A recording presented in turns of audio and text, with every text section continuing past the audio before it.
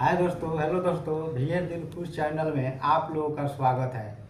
आज हम कुछ ट्रिप लेकर आए हैं कि किचन अलमारी का पाला क्यों गिर जाता है या कोई भी फर्नीचर बोर्ड पलाई का बनवाते हैं आप तो क्यों गिर जाता है, इसका मैं रीज़न आज बताने वाला हूँ। चैनल पे नए हैं तो चैनल को सब्सक्राइब कर लें और वीडियो को लाइक ज़रूर कर लें, क्योंकि नेक्स्ट वीडियो आप तक पहुँचेगा। और मैं दिखा रहा हूँ कि रीज़न क्या है। दोस्तों, गिरने का रीज़न होता है वो मैं आपको इस वीडियो के द्वारा समझाने की कोशिश करता हूँ। और आपके यहाँ अगर माल वेस्टेज जाता है तो क्यों जाता है, उसका क्या रीज़न है, इसके बारे में भी मैं बता रहा हूँ विस्तार से। कृपया वीडियो लास्ट तक देखेंगे जब ही समझ में आएगा, अधूरा देखेंगे तो समझ में नहीं आएगा। दोस्तों, आप इसको देख रहे होंगे, ये जो आप देख रहे होंगे इसमें जो है कहीं गैप नहीं है, इधर से भी गैप नहीं है, इधर से भी गैप नहीं है, तो इसको बोलते हैं पलाई। ये जमाव पलाई है दोस्तों, इसमें गैप नहीं होता है। ये देख रहे हैं, इसमें भी कहीं से गैप नहीं है, इधर से भी नहीं है। इसको बोलते हैं HDMR। ये सनमाइका लगे लगाए भी आता है, जिसको दोनों साइड सनमाइका वाले को ऑफ साइड बोलते हैं, वन साइड वाले को वन साइड बोलते हैं। और बिना सनमाइका का है, इसको प्लेन बोलते हैं, HDMR प्लेन। ये है बोर्ड। अब देखिए, मैं बता रहा था ना कि क्यों गिरता है। ये बोर्ड है, देखिए दोस्तों, इसमें जो है गैप आपको दिखाई दे रहा होगा, थोड़ा थोड़ा गैप दिखाई दे रहा होगा, बिल्कुल थोड़ा थोड़ा, एकदम गौर से आप देख सकते हैं, थोड़ा थोड़ा गैप दिखाई दे रहा है। और इसमें जो है पूरा गैप दिखाई दे रहा है, देखिएगा यहाँ पे ये थोड़ा सा ज़्यादा जो है गैप दिखाई दे रहा है। दोस्तों ये देखिए आप, इसमें जो है गैप थोड़ा ज़्यादा दिखाई दे रहा है।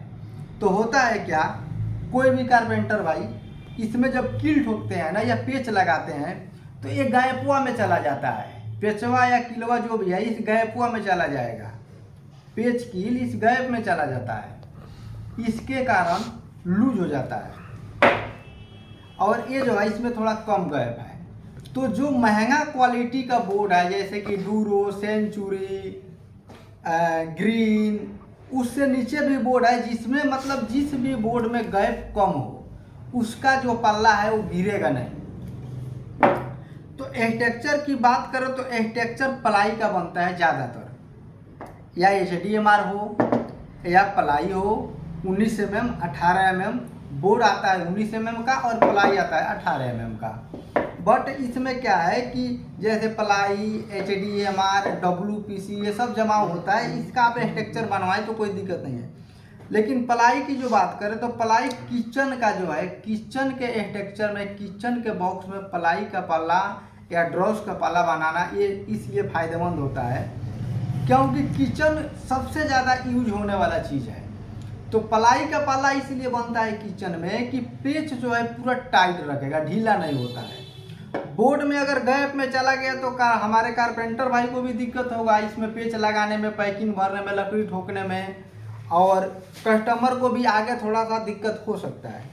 मैं ये नहीं कहता हूँ कि आप पलाई का पल्ला बनवाएं या बोर्ड का बनवाएं। अगर आप बोर्ड का पल्ला बनवा रहे हैं, ऐसे अलमारी का पल्ला जो है बोर्ड का ही बनता है, पलाई का इसलिए नहीं बनता है कि पलाई में वजन ज़्यादा होता है। ज़्यादा वजन होने के कारण पल्ला पे जो कब्जा होता है पल्ले में, उस पर वेट ज़्यादा आता है, तो उसको मतलब ख़राब होने की जल्दी चांस होता है। बोर्ड जो है हल्का होता है।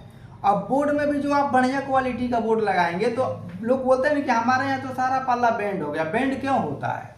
इस बोर्ड की कमी से बेंड होता है। अगर बोर्ड में अंदर कच्चा माल है तो पल्ला 100% बेंड होगा, या अलमारी के पल्ला में या किचन के पल्ला में। इसका रीज़न ये दूसरा भी है। अगर आपने वन साइड माइका बाहर लगा दिया और पीछे जो है हल्का माइका लगा दिया 0.7 का, 0.6 का, तो खींचेगा। आप कोशिश करें जब बाहर अगर 1 पॉइंट का सनमाइका लगा रहे हैं तो अंदर कम से कम 8 mm हो। 8 mm होगा तो उसको खींचने का चांस कम होता है। दूसरी नंबर बात यह है कि बोर्ड का पल्ला इसलिए लगता है कि बोर्ड हल्का होता है, स्ट्रक्चर और कब्जा पे ज़्यादा लोड नहीं जाता है। तो आप कोशिश करें अपने घर में जब भी फर्नीचर बनवाएं तो बोर्ड बढ़िया लगाने की कोशिश करें। अगर आप अपने घर में फर्नीचर बनवाते हैं तो रेडीमेड वाले भाई जो होते हैं, जो रेडीमेड फर्नीचर बनाकर बेचते हैं, उनमें मैं सबको नहीं कह सकता, गारंटी भी नहीं दे सकता, लेकिन उनमें क्या होता है कि 100% में 20% लोग थोड़ा बढ़िया यूज करते हैं, नहीं तो यही गैप वाला बोर्ड डालते हैं। इसीलिए उनका सामान जो है सस्ता पड़ता है, और उनका ज़्यादा एक बार कटिंग होता है तो सस्ता पड़ता है।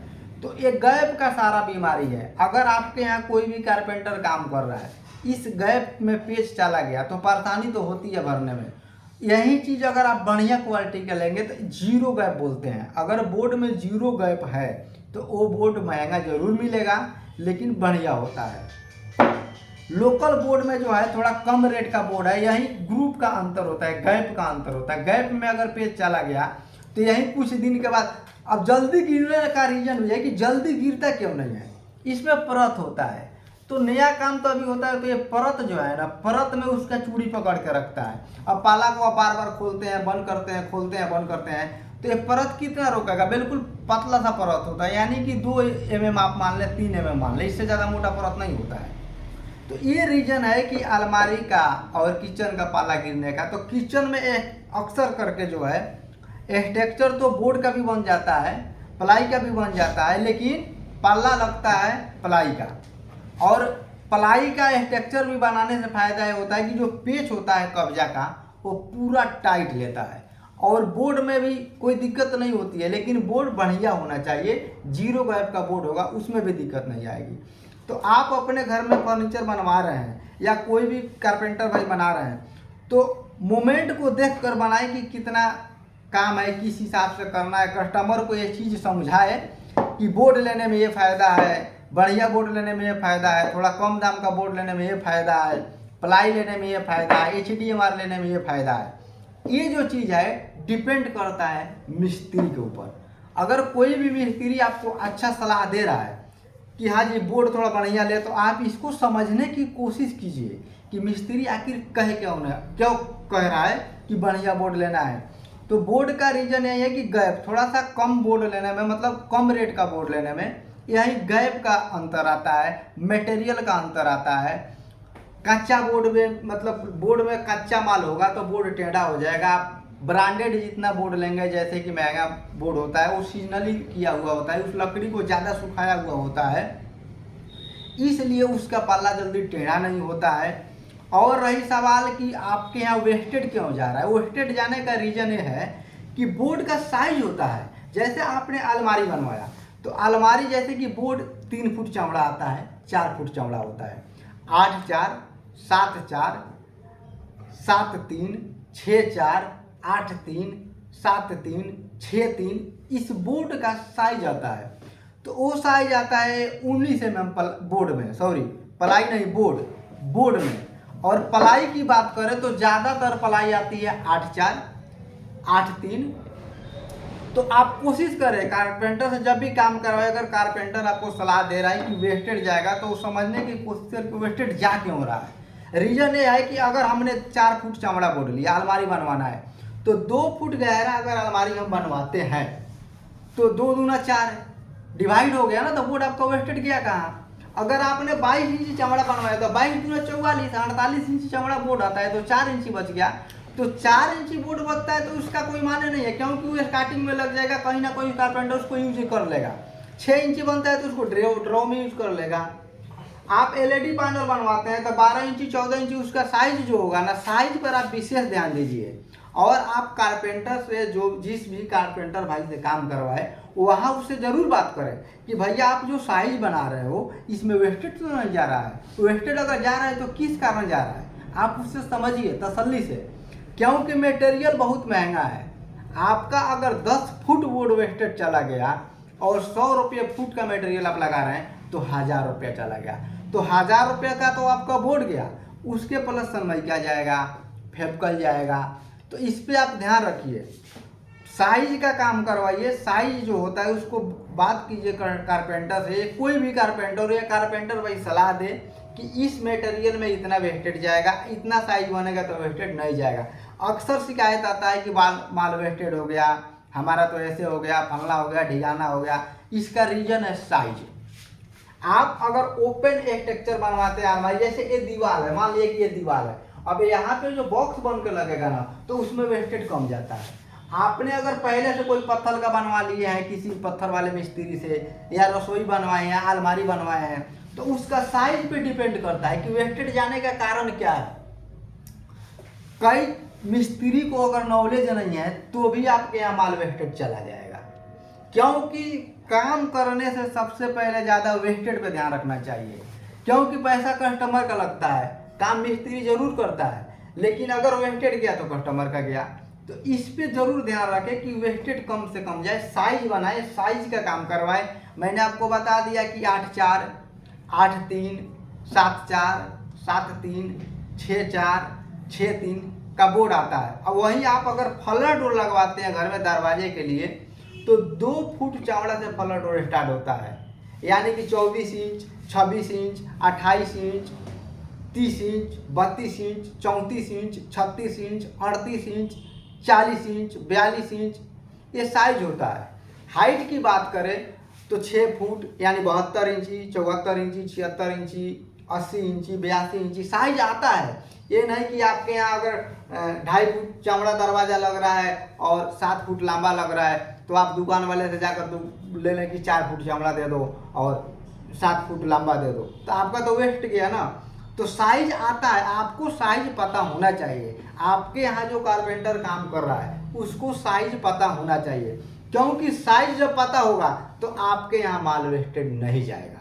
कस्टमर को जो है कारपेंटर जरूर बोल देगा कि बाबूजी आपका इसमें साइज वेस्टेज जा रहा है, और कोशिश करें सामान खरीदते हैं तो कारपेंटर को लेकर जाए। अगर आपके साथ जाता है तो साइज का वो विशेष ध्यान रखेगा। जैसे कि उसने माल लिखा है आपका 3 foot by 6 foot, 3 foot by 3.5 foot, तो दुकान वाले तो अपना देखेगा कि अपने पास साइज नहीं है तो थोड़ा बड़ा दे देगा।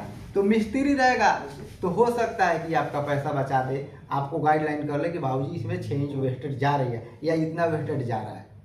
तो साइज पर विशेष ध्यान रखेंगे आप। मैं जितना साइज बताया हूँ इस वीडियो में, टोटल साइज आता है, तो आप किसी और दुकान से ले लें। ये नहीं कि वही साइज लेना, बाद में आप बड़ा माल आएंगे तो कारपेंटर तो वेस्टेज तो क्या कर सकता है वो। तो ये चीज़ है जो मैं बता रहा हूँ वीडियो में, यही बात है और यही रीज़न है कि जो है पल्ला गिरता है। उसमें गिरने का एक और कारण है, आप अगर उसमें लोकल कब्जा लगाते हैं ना, जैसे मॉडुलर कब्जा आजकल आ रहा है, तो उसका लॉक टूट जाता है।